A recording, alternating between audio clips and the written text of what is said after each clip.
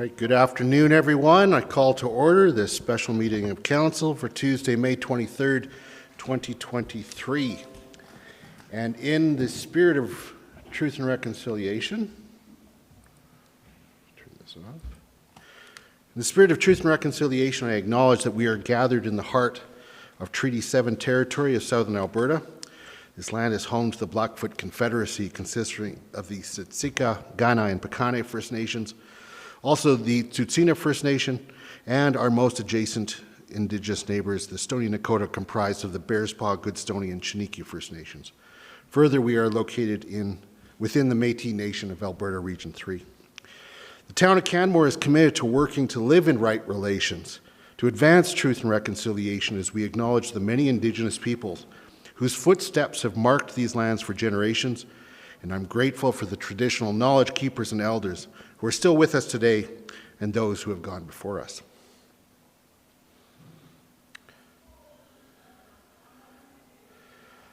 I will now move to the agenda. Are there any changes? No? I will then move approval of the agenda for May 23rd, 2023 special meeting of Council as circulated. All those in favor? Carried unanimously. And we will go straight into item G1, Revised Land Use Bylaw Amendment Omnibus 2023-18. Oh. Ms. Miller. Thank you, Mayor Krauser. I just wanted to take a moment to introduce our new senior planner. So Harry, if you'd like to make your way up to the podium, you can start pulling up your presentation.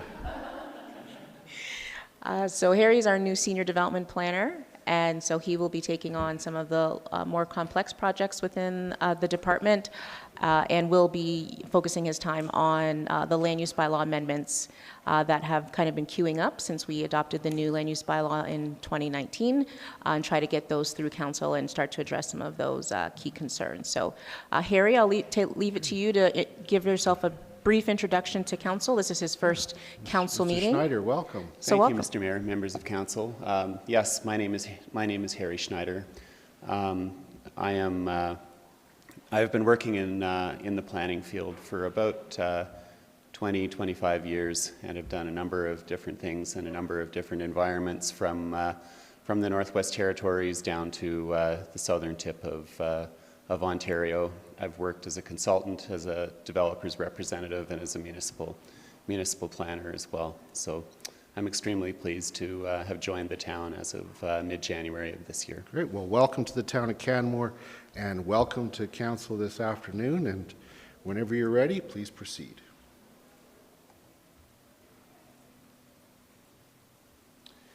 Thank you, Mr. Mayor. Council has the administration report on this bylaw amendment. There are two attachments that I'll bring to council's attention. The first is a chart which talks about the need for each amendment, and in some cases the various amendments are grouped because the language in the existing land use bylaw is the same. Attachment 2 is what the amending bylaw would look like, assuming that council passed it as is. And council will note that there are a number of items in here that basically are the same thing, but because they have to be spelt out in each section, there's a discrepancy in the numbering. So I think we have about 32 actual amendments, but I think we have 19 discussion topics. But at the end of the day, the math all balances out. Yep. So in looking at these applications, and over the course of time, staff have highlighted a number of issues that simply warrant a housekeeping bylaw, and I believe that council has dealt with this in the past as well. So basically what we're looking at are renaming some subsection titles to more accurately describe what the listed regulations underneath them describe. Some inconsistencies in wording where bylaws have been passed over time, and the subject that we've highlighted for this amendment is multiple unit dwellings that have a common party wall. So this, for example, could be a duplex where there's a property line running down the middle of the building where the party wall is. That in itself doesn't pose a problem, but what we've noticed is that the wording within the different land use districts is slightly different, so we'd like to standardize those moving forward. There are some redundant references within the land use bylaw, some spelling consistencies, clerical errors, things like that. So that's basically the focus of what we're looking to accomplish with this bylaw. Moving forward, I think council can expect to see at least 2 of these staff-led land use bylaw amendments moving forward. One would be a housekeeping amendment. Maybe 1 or perhaps 2 would be of more deeper content, which would require more fulsome public consultation, although this bylaw was reviewed by BOTA as well. But they would be more substantial topics, so they're things that would cover one topic. They wouldn't be included in a housekeeping amendment such as what council has before you. So our recommendation is that council give first reading to the amending bylaw 2023-18 and that we schedule a hearing for the public to give their input on July 4th, 2023. That concludes my presentation. If you have any questions, I'm more than happy to answer them. Great. Councillor Faubert. Thank you, Mayor Krausert, and thank you, Mr. Schneider, for your presentation. I don't have a question other than, would it be okay for me to point out a small typo as well in the changes? In the first one, section 1, it has expect instead of accept. And that's exact same letters, just a slightly different order, and it's in both the bylaw and the summary. Through you, Mr. Mayor, can you say that section again, please? It's 1.7.04. 1704, Yeah. okay. It says yes. And if you're reading fast, it says expect, or accept, and then it says expect. Anyways. Yep, just need to reverse the C and the P. Yep. And now, and otherwise, thank you so much. I really appreciate all the ongoing work that goes into keeping a document like this up to date. Thank you. Good catch. Councillor Graham. Thank you, Mr. Schneider, and welcome to council. Thank you. I wonder if you could speak a little bit about the setbacks from bodies of water. I'm reading that 60 meters from the main Bow River and 20 meters from smaller bodies of water. And I'm looking at, or I'm thinking about homes kind of near the main bridge downtown on Runnel Drive. If they were to look to be redeveloped, would they have to be moved back? This is the current rule. It's just being moved, right? Mm-hmm. Renumbered? Yeah. Yeah. Yeah. Oh, Ms. Miller? I would just like to note for Councillor Graham that this is a section that has been noted for a deeper dive. So it is one of the other larger amendments that administration will be looking to bring forward to provide some clarity around some of these regulations, because the provincial regulations have been updated and the land use bylaw regulations need to align with those. So whatever questions you have, we will be coming back to this subject shortly as part of a larger amendment. This is just clerical. And Ms. Miller, while I've got you, can you remind me, for Spring Creek, was it 20 meters we went back from the setback there, or was it something other than that? I think there's some variation in the Spring Creek area. I can't speak right off the top of my head. I think it's no, I won't, because I'm I'm being recorded, Yep. so I won't. Okay. But yes, there is some variation within the Spring Creek area. In due time, I will ask those questions. Thank you very much. No problem. Any other questions? These are all pretty reasonable. I can't imagine that BOTA had any concerns with them. They had a few questions regarding item number 1 for direct control districts. But in the case of a direct control district, because direct control districts are considered to be statements of intent by council for a specific property at a specific point in time, in some of the instances, variance power has been explicitly written into the district. So this is just going to make sure that there's no potential conflict down the road. This makes sense. Yeah. I don't see any other questions, so thank you very much. Appreciate your presentation and for bringing this today. Thank you, Mr. Mayor. So with that, I'll move that council give first reading to Bylaw 2023-18 and schedule a public hearing for July 4th, 2023. Speaking to the motion, I think these are really straightforward, and with every time one of these comes forward, the land use bylaw just gets better and better. So thank you for that. I have no problems approving or supporting this motion, and seeing if the public has anything they'd like to say with respect to it. Would anybody else like to speak to the motion? Seeing none, I'll call the question. All those in favor? Carried unanimously. Now moving on to new business. Appointment to the Business Improvement Area Board of Directors. Mr. Mackay.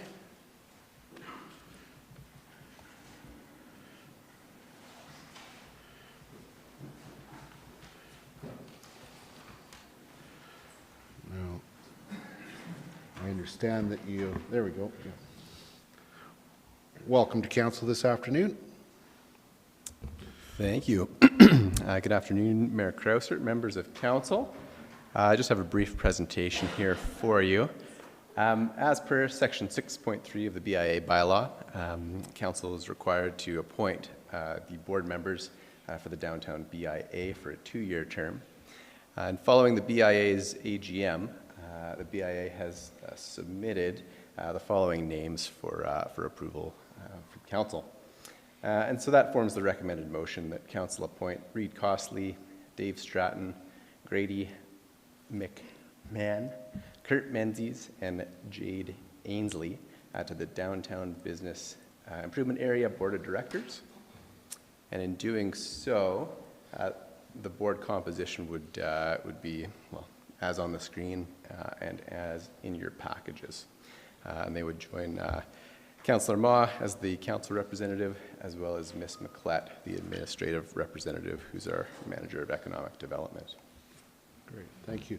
And if you don't mind going back to the perfect, then that can just stay there. So that's different than it's in our package, but you provided notice that a new and improved motion would be recommended, and it is new and improved. And so that's the motion I'll be putting forward. Does anybody have any questions? Councillor Hillstad. With the new and improved, I'm just wondering if we need to improve it a little bit more and just add that they shall be appointed for a 2-year term, because that's within the document itself. So when it had the older reference, it would have referenced the 2-year term, but this one actually takes that away. So just wondering if we should add the 2-year term, because that's what I believe is what's stated in their bylaws, is that they would all be there for a 2-year term. Sure, so we can tack that on the end of it for a 2-year term. Yeah. I will take that as a friendly amendment when I put it forward, so, okay. Any other questions? Seeing none, thank you very much. So just looking to the clerk's office, so I'll just work off of this and add for a 2-year term, and is that sufficient? You'll be able to capture that? Okay. So I'll move that council appoint Reed Costley, Dave Stratton, Grady McMahon, Kurt Menzies, and Jade Ainsley to the Downtown Business Improvement Area Board of Directors for a 2-year term. Anyone wishing to speak to that motion? Seeing none, I'll call the question. All those in favor? Carried unanimously. We'll now move to H2, grant funding increase to 2022 Lions Park Tennis Courts redevelopment.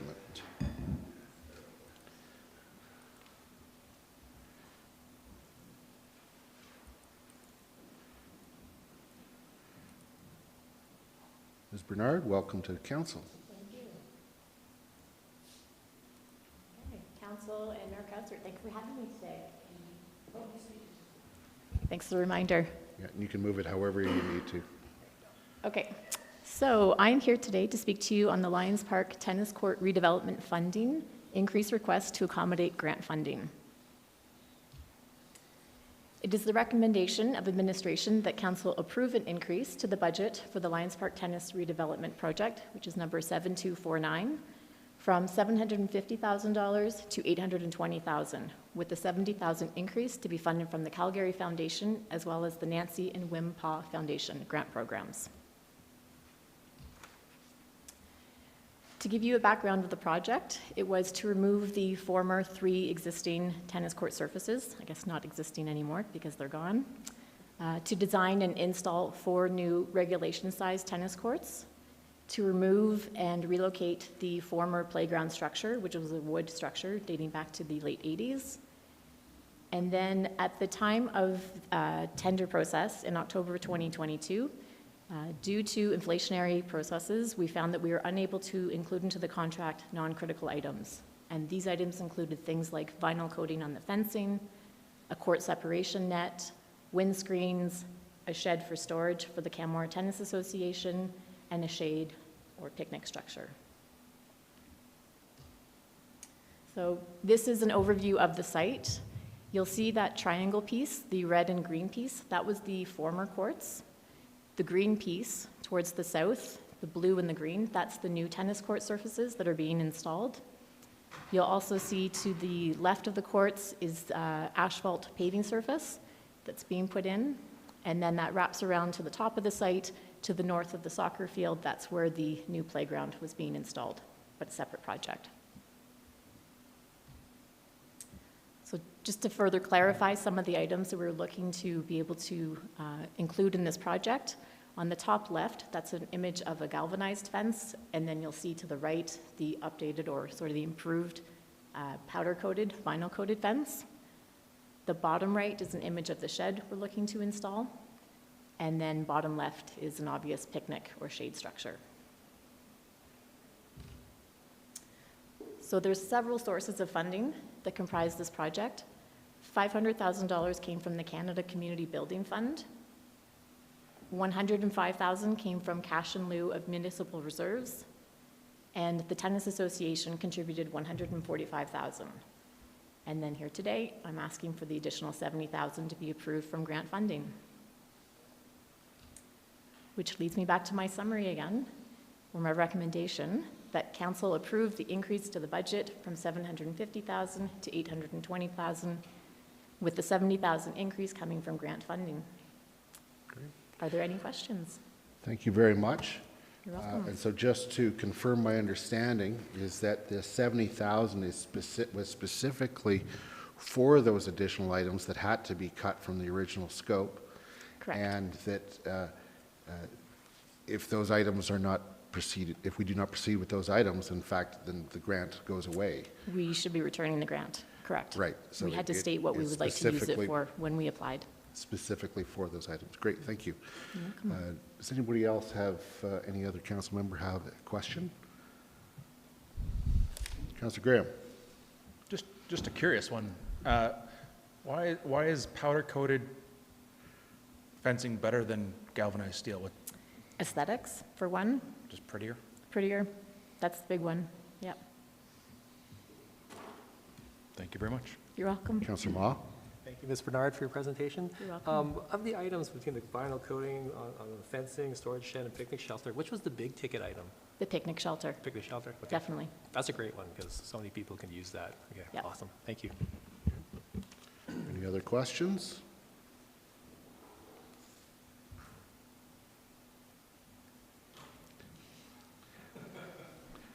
Seeing none, thank you, Ms. You're Bernard, welcome. for your presentation today. And with that, I'll move that council approve an increase to the budget for the Lions Park Tennis Redevelopment Capital Project 7249 from $750,000 to $820,000, with the $70,000 increase to be funded from the Calgary Foundation and Nancy Pa Foundation grant programs. I will certainly support this motion. These are nice additions, and I appreciate the initiative taken by the Tenants Association to source these fundings when they were having to be cut from the original scope. And I think it will make for a better project. Would anybody else like to speak to the motion? Seeing none, I'll call the question. All those in favor? Carried unanimously. We'll now move to item H3, 2023 Forest Resource Improvement Association of Alberta, Fire Smart grant-funded projects. Chief Bushy, welcome to Council. Thank you very much. Good afternoon, Mayor and Council. I'm here to discuss the free application, so I think you're fairly familiar with this process before. So for the Forest Resource Improvement Association of Alberta, we have another opportunity to apply for another grant, a fairly large one, $200,000, to do some forest mitigation, vegetation management in around the Larch area this time around. So we do have a consultant that has done the assessments in the area, and in the next, I guess, on the list of priorities, do some vegetation management throughout those areas. So the first one being the Larch area, which would be actually a second pass. So that goes to show how much we've done over year over year with regards to the fire smarting of the community. So do a second pass in there, and then also take some time to look at there's a lift station in that area, as well as the Bow Valley Seniors Lodge, and doing some fire smarting around those two pieces of infrastructure. So at this point right now, we're asking for just a resolution so we can include with the application package. If we are then awarded the grant, we would come back and ask for this to be included as a capital project and then be spent there going forward. So, and if not, then we'll just roll it into next year's application process, and we'll try again. Great, thank you very much. Looking to Council to see if there are any questions. Councillor Graham. Thank you, Mr. Bushy. As far as Larch is concerned and going through for the second time, are there other areas that haven't been passed through for the first time that should get priority over those? Well, I defer that mostly to our expert. There's been lots of areas done. I think we're looking at the risk. So that being a fairly large risk with the amount of fuel load in that area. So going back in again, because it grows back up again. So I think it was one of the first ones through the process. So we're coming back again because the hazard's starting to grow back up again, literally. So we're going back again. There is other areas on here that if we don't use the full 200,000, we're going to start looking at a few other spots as well. But again, I'm deferring to my forestry expert on that one as far as where he looks at the priorities and whatnot. And there was a plan put in place a couple of years ago the council approved. So I think we are on that. We're within that plan to kind of go back and hit some of these areas. I'm assuming that going through there a second time is much faster, cheaper, et cetera, et cetera. Exactly. Have we been presented with that full plan? Has this council been presented with the cycle of where we go and how we do it? So there was a council motion in 2018. So the council has seen that mitigation strategy. It could be something we could bring back and revisit. If an individual councilor was just curious, could we? Absolutely. We can send it to you. Thank you very much. I do know, having spoken with those who involved with these decisions, I mean, it's an organic process because we're dealing with organic matter, and in fact, it never ends. No, it doesn't. It never ends. You're going to have to go back a second or third time or fourth time, depending on the growth. So,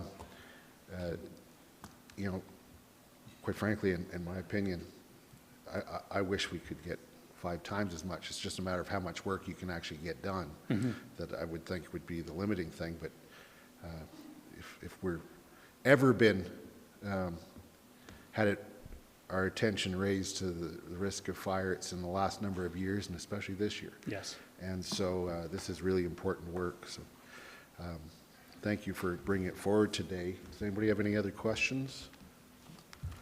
Councillor Faubert? I too would also like to receive a copy of the updated plan. Thank you. You bet. Thanks. I suspect we'll all get it. That's correct. Great, well, thank you very much. I see Thank no you. other questions. And so I will move that council approves the submission of an expression of interest for the 2023 Forest Resource Improvement Association of Alberta, FRIA, grant for $200,000. I've already said a bit in support of it. Anybody else like to speak to the motion? Councillor Ma? Thank you, Your Worship. This is a easy one to support. I remember walking through with Ms. Martins last year through the whole larch area, which was, I think, the first place to get trimmed down. And I think what happens is they probably trimmed a little less aggressively because of the beginning of the program to understand how it works. But yeah, it is quite amazing how much you got to come back for the next time, where it just fills in. So this is a great process, and thank you, Mr. Bushy, for carrying through with this. Cheers. Anyone else? I'll call the question. All those in favor? Carried unanimously. Thank you.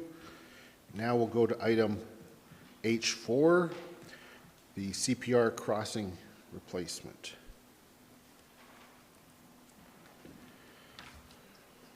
Mr. Reader, welcome to council. Good morning, afternoon. Good to see you all in person. Yeah. That's right. Last time you presented, I think we had you on the big screen. Bigger than life. And I missed last week. Yeah. Andy did a great job. Yeah. Good afternoon, Mayor and Council. I'm here today to discuss a new capital project to replace the CPR crossing at Railway Ave South. So I'll give a brief overview of the situation, the financial impacts, and it's all pretty straightforward. So please feel free to interrupt if you have questions or save them to the end to you. So last week, Mr. Astarte briefed you on upcoming changes to the capital plan, including updates to scope, phasing, and budgets for various projects. This project was noted then as a new addition for the 2023 capital budget. Regulation of railways in Canada falls under jurisdiction of Transport Canada. Those responsibilities are governed by crossing agreements and prescribed by federal legislation. We've been aware of issues at the crossing since late 2021 and have been in discussions with CP since that time. The scope and timing of the rehabilitation work is ultimately up to CP. In September of 2022, they informed us that a complete rehab and replacement of the crossing was required due to deterioration of the rail ties. We asked at that time if they could defer the work to 2024 to coincide with Railway Ave Central, possibly. And they agreed with that. They agreed with that plan, pending successful implementation of a few interim temporary repairs. In late 2022 and again in early 2023, they undertook some interim repairs at their own discretion and expense. Unfortunately, those repairs have not been successful. So in April of this year, they informed us that the replacement needed to happen, and it was going to happen this summer. That is unfortunately how it goes. So the general scope of work that they will perform includes a full removal and replacement of the ties, the rail, the gravel ballast, the crossing mats. They'll replace the ties, the rail, the ballast, the crossing mats, and redo the approaches for us. They expect the work to take 3 days. 2.5 of those days will be a full shutdown of that entire crossing in both directions. In these situations, the town doesn't have the right to dictate scope, or timing, or methods to CP. Unfortunately, it is what it is. Those rights are CP's under the legislation and the crossing agreements. They have been understanding of the impacts. They've been open to input from the town. However, at this time, they've informed us that the work needs to happen and that it's going to happen likely in late June. So, CP Rail has provided us a preliminary cost estimate. That cost estimate is $247,000 for the work. Under the legislation and crossing agreements, we are responsible for all actual costs. We are essentially at their mercy. We've added a 30% contingency to cover cost escalation. We had a conversation with CP about what those cost escalations might be. As far as their estimate goes, they're fairly minor. Previous history with CP, suggests to us that we should increase that a little bit based on risk. So we have. What we've done is added a 30% contingency to that. Amounts to about $74,000. And we've also added a small amount for consultant support in case we decide we want to provide some oversight of the work, keep an eye on the timing and how they progress, just to make sure that we can do due diligence on invoicing and such when it's done. So total project cost that we're proposing is $330,000, and proposing for that to come from asset replacement rehab reserve. That funding is currently a balance of $14 million. Great. As I said, pretty straightforward. If there are any questions? You bet. Thank you very much. Councillor Faubert. Thank you, Mayor Krauser. Thank you, Mr. Reader, for your presentation. I'm curious about the traditional life cycle of this type of crossing and the material they're replacing. When was the last time they did this work at this location, and how long does it usually last? I don't actually know, to be honest. CP Rail, it's their thing. Anecdotally, I don't recall this ever having been done at Railway. No, okay, yeah. Because I think at Spring Creek, We did Spring they did Creek. Spring Creek, Yeah. and that seemed to come up like, oh, you got to do it right now. Yeah. And we're stuck in a similar situation. And and then my follow-up question related to kind of understanding the life cycle of what we're replacing is whether or not we include this in our asset management process, because if we're planning, if we know that this is going to have to be done and we have to pay for it every X amount of time, we can, I think, save up, but maybe, and I know we have a healthy reserve, but it just always feels like we didn't know this was coming, and I'm trying to foresee a way to know it's coming. That's a good idea. It is, in the past, we haven't had a lot of transparency into, CP does regular inspections at all of our crossings. They do regular inspections of the track through town. Historically, we haven't had a ton of transparency into that process and what that looks like. We have some good contacts at CP now, and I'm hoping that improves. So. Great. Councillor Graham. Thank you, Mr. Reader. I was hoping you could elaborate more on your statement of will be closed for 2 days in both directions. Closed. Closed. Both sides at the same time, both ways for 2 days. Yeah. Vehicle and pedestrian traffic. No big deal. June. It is not terrific. Okay. And there's no way to do one side and then the other side, or? Many conversations I'm with sure. them that they are adamant can't be done. Yeah. Thank you very much.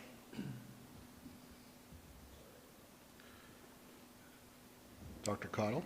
I just wonder if I could ask you to expand on that. When that closure happens, will it be the engineering department that manages the rerouting of transportation and the signage and presumably working with Rome and all, that's on the town doing? Absolutely. So yes and no. They will submit road use permit applications like every other contractor does. They are fully aware of that. We've had conversations with them. They haven't been super good at getting those in on time in the past, but they've promised me that they'll get them 3 weeks in 3 weeks in advance this time. Our normal turnaround on those things is 4 to 5 business days, so 3 weeks is quite a bit. I've already had conversations with the Streets and Roads team back in April that this was coming. We've already had conversations internally with the tech team that manages our permits. They're aware that it's coming. I've had a conversation with Rome, the Transit Commission, that this is coming. So we're doing everything we can to let everyone know that this is coming and it's going to happen, and it's going to be a disruptive few days. Right. Yeah. It is what it is, and we'll survive. Yeah. Councillor Ma. Thank you, Your Worship, and thank you, Mr. Reader. All those parents that got kids on the school bus, they're going to be coming home late for a couple days. A quick question. Earlier in your presentation, you said that like in a perfect scenario, they would have held off until 2024. Does this have any sort of negative ramifications for proposed railway changes that we're doing on Railway Ave, or are we all good? No, we're all good. We're really not making any changes to this crossing for Railway Ave. Besides, on the northern side, we're going to bring through the separated facilities. CP is going to add an extra set of mats for us so that there's space for that facility to go through. But we're not planning to change any geometry or anything like that. The conversations that we've had with CP around that, we don't have a lot of wiggle room to change the geometry through there anyway. We had hoped to sort of extend the one turn bay, but if we do that, brand new signal masts and a brand new controller bungalow are required, and it's an enormous capital cost. Oh, so, okay. One of the constraints that we're working within. All right, thank you, sir. Yeah. Great. Any other questions? See none. Thank you very much, Mr. Reader. Thank you. I will move that Council approve a new 2023 capital project for the CPR crossing replacement at Railway Avenue South for $330,000 to be funded from the Asset Replacement Rehabilitation Reserve. This work needs to be done, and we need to pay for it, so I'll be supporting this motion. It is interesting idea to see if we can have some form of placeholder going forward, but of course, since it's not in our sandbox, it's tough to determine what that is and when it's needed, unless of course we could get some sort of a capital project plan from CP. But that's, I guess, to be determined, and it's really up to them. So anyone else wanting to speak to this motion? Councillor Graham. This actually probably should have been a question for admin. We really had no choice but to approve this. So I kind of wonder why it even came to council. It's a budgetary matter. It's a budgetary thing, but You we have no can't, choice. you can't use reserves. Like, what would happen if we didn't approve this right now? We would get a bill, and then somebody would come to council with ask to pay the bill from reserve. Yeah. Thank you very much. I'll be supporting. Of course, we need to do it. Anybody else like to speak to the motion? Seeing none, I'll call the question. All those in favor? Carried unanimously. Thank you. Now moving to H5, or is it G5? H5. Rural Transit Solutions Fund grant funding approval for transit infrastructure. Introducing Mr. McKenzie. He's our engineering intern. He's a co-op student at UBC. He's been with us for a little over a year now. He's going to talk you through the presentation. Well, thank you for that introduction, Mr. Reader. And Mr. McKenzie, I was wondering what item you would be speaking to, or which one you're interested in. So welcome to the town of Canmore, and welcome to council this afternoon. Thank you.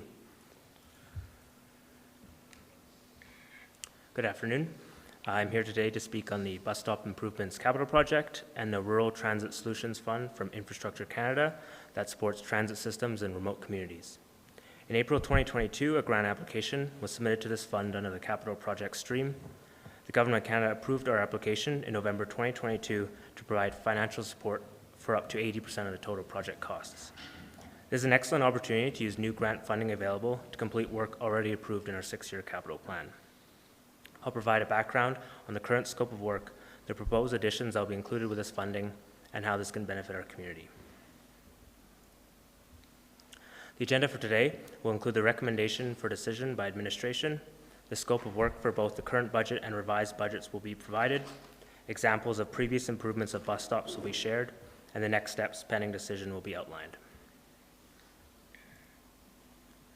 The recommendation is for Council to increase the budget for the 2023 Bus Stop Improvements Capital Project from $550,000 to $1,403,600, funded by the new grant from the Rural Transit Solutions Fund in the amount of $853,600. The The remaining 20%, equal to $213,400 to match the federal contribution, will be funded through the existing approved project budget of $250,000 from General Capital Reserve. The recommendation will be to maintain this approved budget and to not reduce to the required 20% to ensure the prioritized scope can be completed on time. The current scope includes 20 transit stops that contain a combination of improving locations that service existing routes and constructing new stops, a part of the new summer seasonal route up to Grassy Lakes next year. With this funding, approximately 12 additional stops, outlined in red here, can be added to the scope to improve the existing routes. These stops have been prioritized and highlighted based on current usage, future developments, or transit routes that may generate ridership, and the status of the present infrastructure. Shelters will also be installed on recently constructed stops that have not received shelters yet. Shown here are examples of newly constructed bus stops around town. These are designed with safety, accessibility, and connectivity in mind, alongside improving the appeal of using transit to promote ridership growth. These furnishings include a shelter with protection from harsh weather, lighting, waste and recycling bins, and facilities for bike parking as best practice to connect active transportation users with transit stops. Building connections and crosswalks to existing sidewalks and pathways are a priority to ensure access to the stop is welcoming. These improvements align with our current strategic plan and the 2018 Integrated Transportation Plan to promote multimodal transportation and to reach a 5% transit share of trips in peak season by 2030.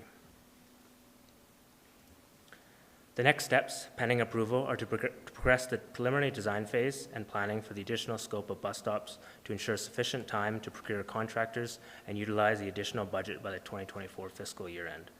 Directly affected stakeholders will also be contacted during this time before final designs are complete. As this increased scope will likely reduce the future scope of bus stops improvement projects, a revised capital plan may be brought forward later this year to address this adjustment. The additional scope able to be completed by this funding will provide residents and visitors a safer, more comprehensive, and accessible transit experience. This will ensure lasting, sustainable transportation and an alternative mode of travel to support our environment.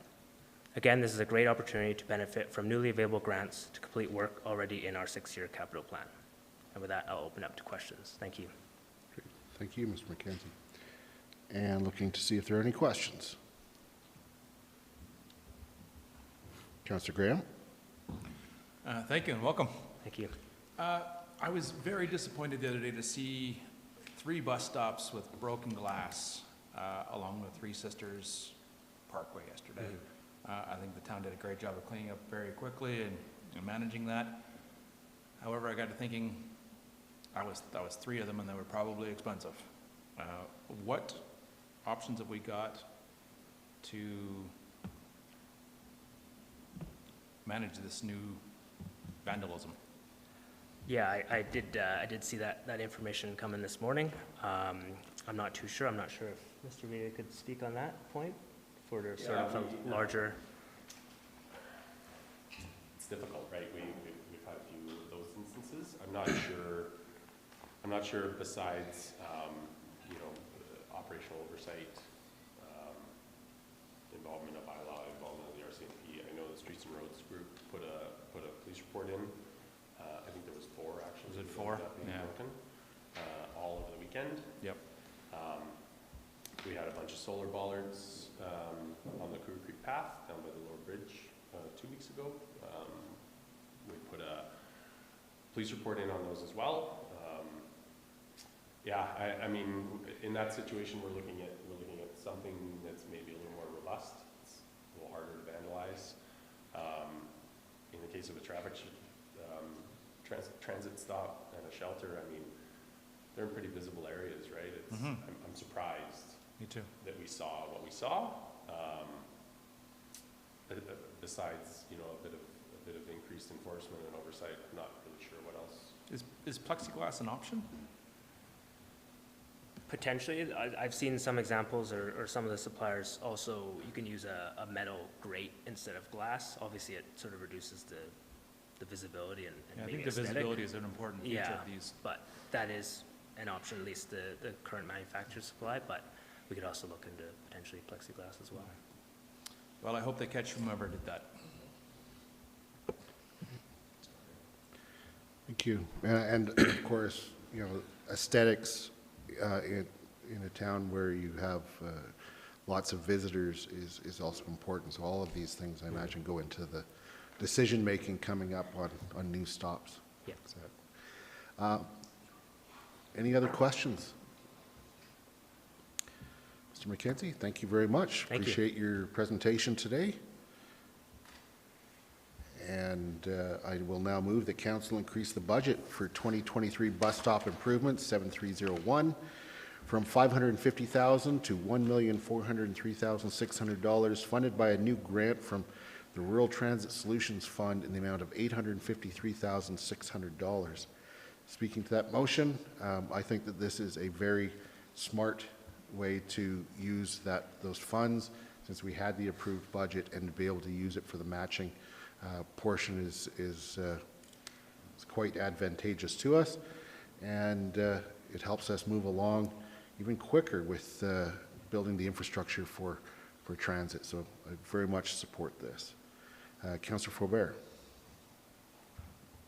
Thank you, Mayor Krauser. Yes, I also wanted to speak in favor of this motion. I think it's a given, but it's really important because even though this is a seasonal route that we're planning towards, it does represent a second route for our community like a local route. And I think that's a really big deal in terms of the evolution of public transit in our community. And I love it when we're able to leverage outside grant funding to get more done locally. So I'm really grateful that money was applied for, and we received it. So thank you. Good work to Mr. Mackay and his group for that application. Anyone else wishing to speak to the motion? Seeing none, I'll call the question. All those in favor? Carried unanimously. And I will now move that we adjourn. All in favor?